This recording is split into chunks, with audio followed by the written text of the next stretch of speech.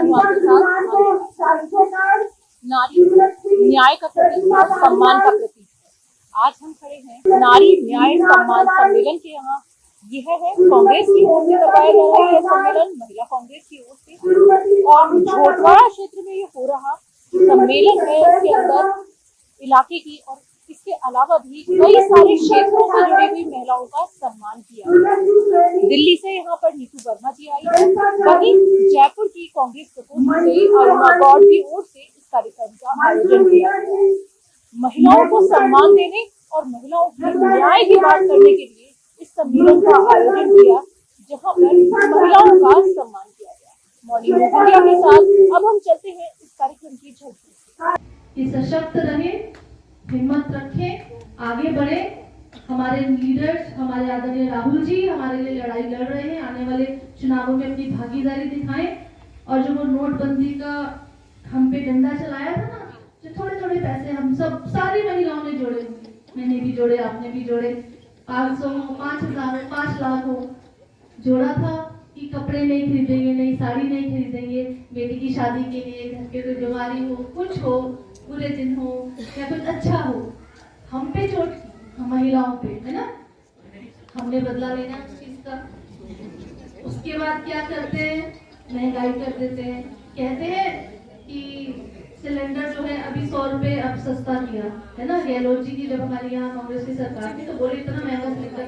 आप देखिए क्या कर रहे हैं, यहाँ पर सिलेंडर सस्ता किया, यहाँ पर योजनाएं दी महिलाओं के लिए। आज 100 चुनाव आगे 100 रुपए सस्ता कर दिया सिलेंडर। हमारे पे एहसान कर रहे, हम पे एहसान नहीं है, हमारे पे तो जुल्म हो रहा है। रसोई गैस महंगी होती है तो किसके बजट में कटौती होती है, हम लोगों की ना। दूध कम लाना पड़ता है, सब्जी कम लानी पड़ती है, करते हैं कि नहीं। और बहनों में ही वही ताकत है जो एक साथ, क्योंकि वो एक घर को नहीं 2-2 घर को बांधे रखती है। तो 2 घर को बांधने वाली हम बहने हैं। किसी भाई से कह दो कि घर जवाई रह के वो ढंग से रह ले कि नहीं रह ले, बताओ। घर जवाई रहेंगे तो भी वो पत्नी के उसके पीछे वही देखेंगी। पर एक बहन आती है, एक बेटी किसी घर में जाती है तो वो घर वालों को भी अपना बना लेती है, और घर वाले को तो अपना ही है, घर वाला तो अपना ही है और घर वालों को भी बना लेती है। तो ये हमें वो ताकत कि मैं हूँ, मुझे मेरे रूप में जाना जाए। मुझ में बौद्धिक स्तर भी है, मुझ में क्षमताएं भी हैं, मेरा मानवीय अस्तित्व भी है, तो मुझे मेरे रूप में क्यों ना पहचाना जाए। मेरे वैचारिक स्तर को देखा जाए, मेरी क्षमताओं को देखा जाए, मेरी काबिलियत को देखा जाए, और इसका प्रत्यक्ष उदाहरण ये प्रांगण है। आज इसी प्रांगण में बहुत सी महिला पत्रकार हैं, बहुत सी महिला वकील हैं, बहुत सी महिला डॉक्टर हैं, बहुत सी महिला राजनेता हैं। तो क्या हम साबित नहीं कर रहे कि हम बौद्धिक धरातल पर पुरुषों से कम नहीं हैं? फिर हमें कमतर क्यों बताया जाए? हमें अपनी मानवीय स्वाभाविक चेतन इकाई के रूप में स्वीकार क्यों नहीं किया जाता? हमें क्यों महिमा मंडित करके एक दायरे में कैद किया जाता है? शादी सबसे जरूरी काम होता था मेरे पेरेंट्स के अकॉर्डिंग। मेरे फादर तो बहुत फेवर थे मेरे पढ़ने पढ़ाने और आगे बढ़ने में, लेकिन मेरी मदर बहुत ऐसी थी कि बस ब्याह हो जाए उसके बाद सब काम बढ़िया हो जाए, तो शादी हो जाए वो सबसे बड़ा काम है। मेरे बीए फाइनल के एग्जाम थे और उसी पीरियड में मेरी शादी तय की गई, जहाँ पे पहले के जमाने में लड़कियों की अपनी कोई चॉइस नहीं होती थी। वो ये नहीं कह सकती थी कि मुझे नहीं करनी है शादी, ठीक है शादी तो होनी है, अब मुझे मैनेज करना, मुझे एग्जाम कैसे देने। मैंने अपने पेरेंट्स को बहुत रिक्वेस्ट किया, पर उन्होंने कहा लड़का बैंकॉक से आया, पता नहीं अगली बार कब आएगा, तो शादी करनी है, अभी करनी है। एग्जाम का क्या, एग्जाम अगले साल फिर हो जाएंगे। तो मतलब वो उतना उस जहन में ये बात नहीं थी कि उसके एग्जाम की कीमत क्या है। लेकिन हर बुराई एक अच्छाई लेकर पैदा होती है। बहुत अच्छी बहन बनकर, दादी बनकर, नानी बनकर, और अपने परिवार को समाज में कुटुंब के साथ जोड़ने के लिए जो आप प्रयास करते हैं, नारी होने के नाते आपका असली सम्मान तो वही है। तो सम्मान कहीं किसी चीज से मेजर नहीं किया जा सकता, नापा नहीं जा सकता। सम्मान सम्मान है। तो आज यहाँ पे इतने सारे इतने सारी बहनें और इतनी प्यारी प्यारी सभी की सभी एक से एक खूबसूरत इस मंच पे आसीन सारी बहनें और सभी लोगों को देखकर अपार खुशी हो रही है। सबसे पहले तो श्रीमती अलका जी का बहुत बहुत धन्यवाद मुझे यहाँ आमंत्रित करने के लिए। वर्मा जी हैं जो कि दिल्ली से नारी न्याय सम्मान में शामिल होने के लिए। नीतू जी, कैसा लग रहा है आपको राजस्थान की धरती पर आकर के, और लोकसभा चुनाव से ठीक पहले का एक कार्यक्रम है जहां नारी शक्ति सम्मिलित है, आप भी नारी शक्ति है, तो क्या आगे की स्ट्रेटेजी है कि कैसे महिलाओं को लोकसभा चुनावों के अंदर साथ में जोड़ करके आगे बढ़ा जाए?